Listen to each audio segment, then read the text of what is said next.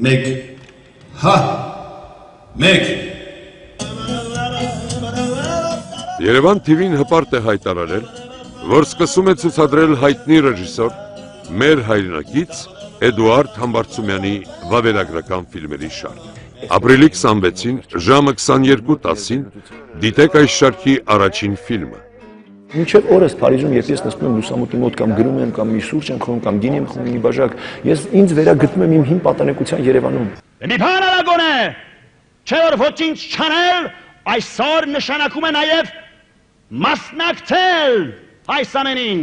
Театр – это создание некой иллюзии, некой сказки. Знаешь, был великий человек, я могу даже тебе назвать его имя, его звали Ницше. Он сказал, гениально сказал, искусство нам дано, чтоб не умереть от истины. Երբ որ ուզում ես խաղալ, որովհետև փեշակը դա, որովհետև աշխատանքն է եւ դու ուրիշ բան չունես, դա շատ դժվար է, էլի, շատ ծանր է։ Վարդան Պետրոսյան, անավարտ մենախոսություն։ Всё,